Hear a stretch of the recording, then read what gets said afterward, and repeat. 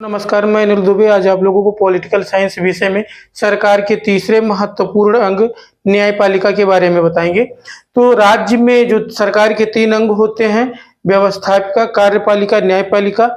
तो राज्य में किसी एक अंग के द्वारा राज्य में मनमानी ना हो, नियम का पालन हो रहा हो, सरकार के जो दोनों अंग हैं अच्छे से काम कर रहे हैं, संविधान का पालन हो रहा है कि नहीं हो रहा है, लोगों के अधिकारों की रक्षा और विधि का शासन बनाए रखने के लिए सरकार के तीसरे अंग जो है वो न्यायपालिका है। न्यायपालिका सरकार का तीसरा महत्वपूर्ण अंग है। न्यायपालिका ही विधि शासन की स्थापना का एकमात्र है। राज्य में सरकार के तीनों अंग संविधान के अंतर्गत अपने कर्तव्यों का पालन करें। किसी एक अंग के द्वारा मनमानी और संविधान का उल्लंघन न किया जाए।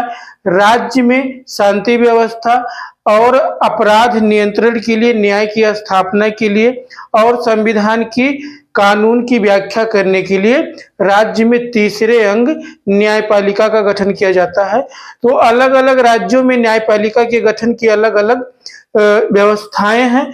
तो न्यायपालिका का संगठन और कार्य, तो कहीं कहीं पर अलग अलग राज्यों में न्यायाधीशों का जनता द्वारा कहीं कहीं पर निर्वाचन भी होता है।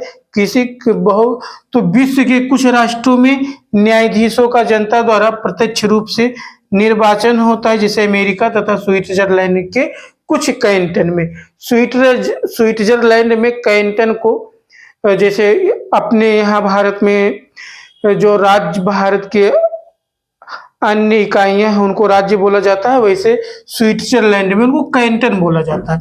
तो कहीं कहीं पर राज्यों में न्यायाधीशों का चुनाव होता है और किसी दूसरा तरीका है, व्यवस्थापिका द्वारा निर्वाचित किए जाते हैं। तो स्विट्जरलैंड तथा पूर्व सोवियत संघ यूएसएसआर में न्यायाधीशों की नियुक्ति व्यवस्थापिका यानी लेजिस्लेटिव द्वारा किया जाता था और कार्यपालिका द्वारा नियुक्ति। विश्व के अधिकांश राज्यों में न्यायाधीशों की नियुक्ति कार्यपालिका के द्वारा किया जाता है। जैसे अपने भारत में न्यायाधीशों की नियुक्ति राष्ट्रपति के द्वारा किया जाता है। तो कार्यपालिका बहुत से अलग अलग देशों में अलग अलग प्रकार से न्यायाधीशों की नियुक्ति की जाती है। अब न्यायपालिका का कार्य क्या होता है? न्यायपालिका के कार्य, न्याय करना। न्यायपालिका का प्रमुख कार्य है न्याय करना। अपराधियों को दंड देना न्यायपालिका का कार्य माना जाता है। संविधान की व्याख्या करना, इंटरप्रिटेशन ऑफ द कॉन्स्टिट्यूशन, यानी संविधान में लिखे गए प्रोविजंस और विधि और नियम का व्याख्या करना कि विधि के अनुसार उसका मीनिंग क्या है। और संविधान का संरक्षण, यानी राज्य में सरकार के तीनों अंग और राज्य के जो कार्यपालिका है, विधायिका है और प्रशासनिक अधिकारियों द्वारा संविधान का पालन किया जाता है कि नहीं किया जाता है।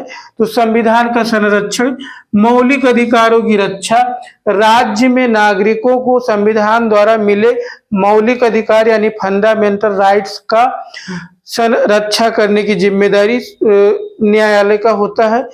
और अगला कार्य, संघ और राज्य के मध्य कोई विवाद होता है उनके अधिकारों को लेकर या किसी भी अन्य मामले में संघ और यानी केंद्र सरकार और राज्य सरकार के मध्य किसी भी प्रकार का विवाद होता है तो उसका निपटारा न्यायपालिका द्वारा किया जाता है। परामर्श संबंधी कार्य, यदि सरकार न्यायपालिका से किसी भी प्रकार का न्याय संबंधी मामले पे न्यायालय से किसी भी प्रकार का विचार संबंधी परामर्श, सलाह, एडवाइस मांगता है तो न्यायपालिका अपना उस पर परामर्श दे सकता है, सलाह दे सकता है। और विधिक कार्य, ये है न्यायपालिका के कार्य। न्यायपालिका अपने न्यायालय के अंतर्गत अधिकारियों, कर्मचारियों, प्रशासनिक अधिकारियों की नियुक्ति भी करता है।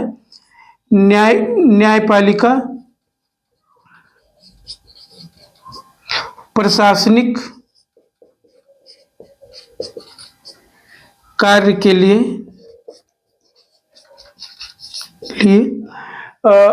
अधीनस्थ न्यायालय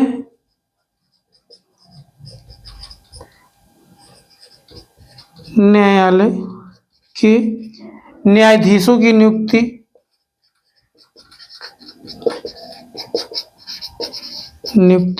तो मुख्य रूप से अपराध के संबंध में न्याय देना, संविधान की रक्षा करना, मौलिक अधिकारों की रक्षा करना, सरकार के मांगे जाने पर परामर्श देना और संघ राज्य के मध्य विवाद होता है तो उसका निपटारा करना, विधिक कार्य, ये सब न्यायपालिका के कार्य हैं।